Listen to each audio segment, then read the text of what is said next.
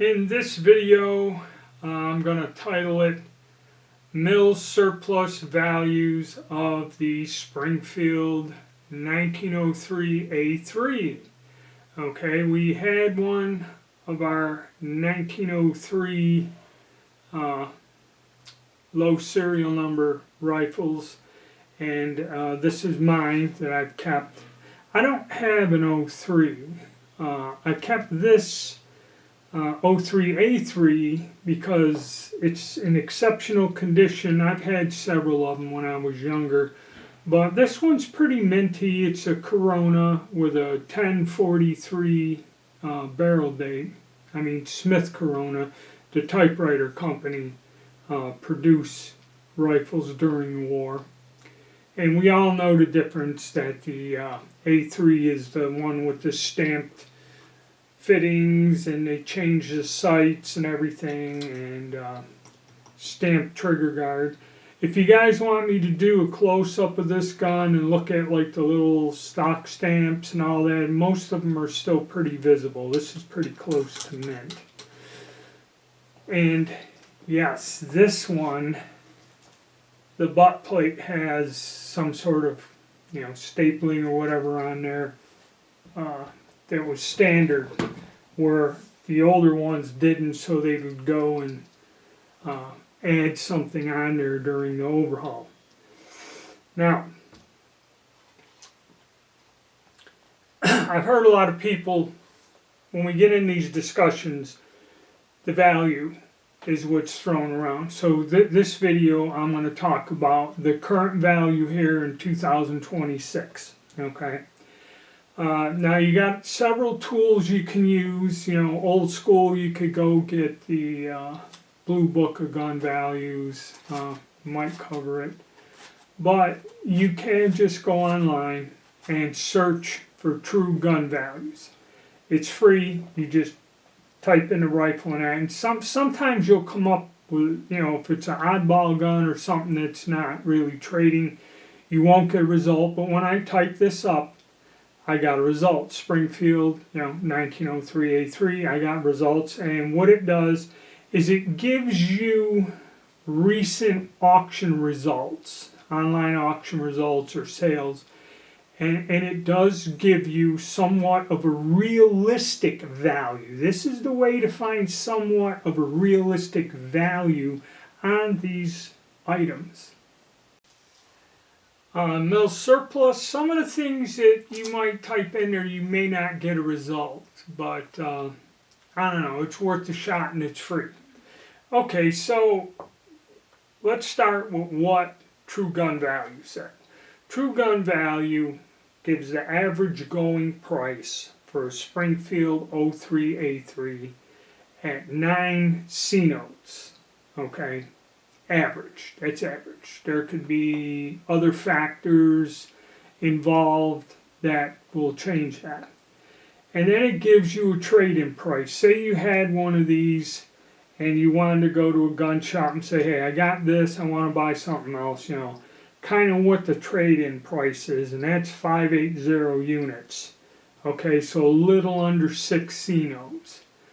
So you're looking, say, at 6 of them for a trade-in on average. So you look at it, that's the low value, and 9 full retail. Okay, years ago, about 15 years ago, I went to a gun show. I've had this gun for quite a long time, like 35, 40 years. So I was curious, what is something like that? And they're common. When I was younger, you can find these rifles for under 2 C notes, maybe a yard and a half or something, or 175, in that price range. It's pretty common. They're used, a little beat up, and of course there's a boatload of them that have been sporterized. Okay, so those are not that difficult to find. Something like that, and if somebody did a real good job and got the scope mounted on there and that, you're looking at 4 bills, maybe 5, depending on how fancy he got with it. Because they were inexpensive guns and a good base for gunsmithing school projects. That's why you will find an awful lot of sporterized Springfield 03s and also Springfield 3040 Craigs. You will find an assortment of them with shortened barrels and all kinds of wild stuff, but that's another video. Alright, so now we got the price fixed. So anyway, about 15 years ago, I walk up to the guy and say, hey, I got this Smith Corona 6-groove barrel, blah, blah, blah, blah. And the guy goes, I got one right over there. And he goes, I got 6.5 on it. Okay? And he goes, it's been sitting there a while. He goes, I don't have nobody running up and, jumping, going, oh, it's a buy, it's great, and everything. So in that period of time, we see that the price has kind of shifted. That's what he probably was looking. 6C was a high end at that time 15 years ago, and it kind of moved to 9. And these guns are not that common. This thing has a serial number of 4 million and something on there, almost 5. Okay, so there's millions of these were made. Okay. Now, several people have brought up in the discussions the gun broker. Okay. So now that we kind of established, you're looking just under a K. Alright. I went to some local gun shows and they're 1.2, 1.3, for things like this. So that's on the heavy side. Okay. Now, I know people have mentioned the gun broker. I did a video explaining how to use the gun broker, because the gun broker is a very strange place. Okay, and a lot of people used to, and I've seen guys do this, well, let's go to the gun broker and search for the gun and see what they're asking for them or what they are selling for. And the problem with some of these online auction places, like say eBay or the gun broker, the reality of what they're selling stuff for, like eBay's a good one that does this. Say you got something, a vase, a coin or something, and you want to know what it's worth. You could go to the website, type in, find the description of what you have, and hit a button and it will show you what this is sold for recently, something similar to what you have. And prices on eBay can be a tad bit on the high side.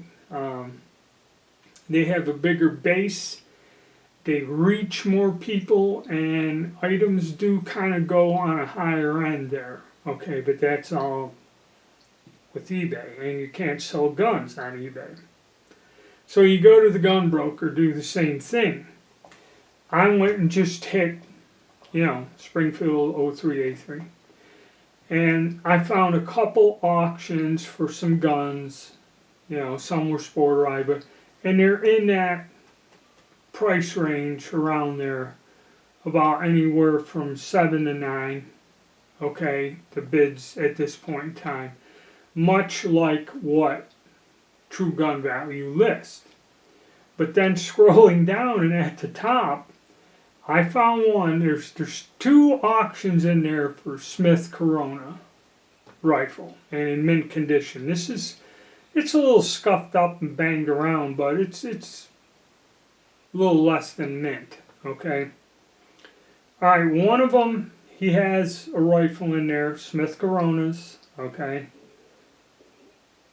The shipping he has for this auction, okay, is just shy of a C note. So he's looking for like 9.0 for shipping, okay.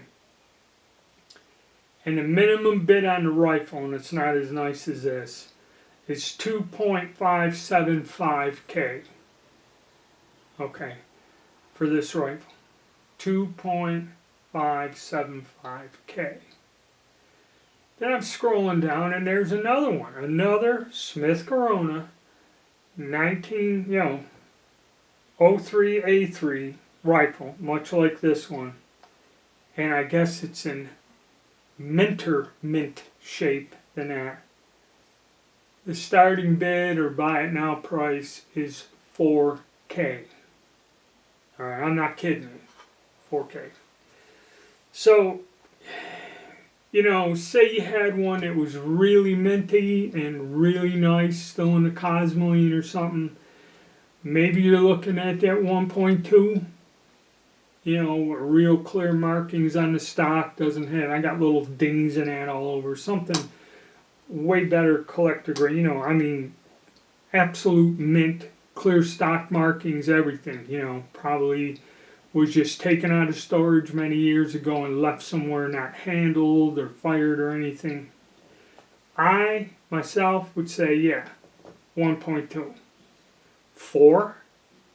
Okay, this is insanity. This is not what these, and like I said, this thing has, I don't know how many million of these they made. Okay, there's nothing about this gun or any of these guns that warrants 4K. Okay, you know, that's, I don't know how you do that. Now, I did make a video how to use Gunbroker and all that other stuff, and like I said, there are some prices on there that are pretty legit and average. You know, people, you know, that's realistically what they're paying. Now, there's some stuff on there that is insane, and you see it sell for insane prices.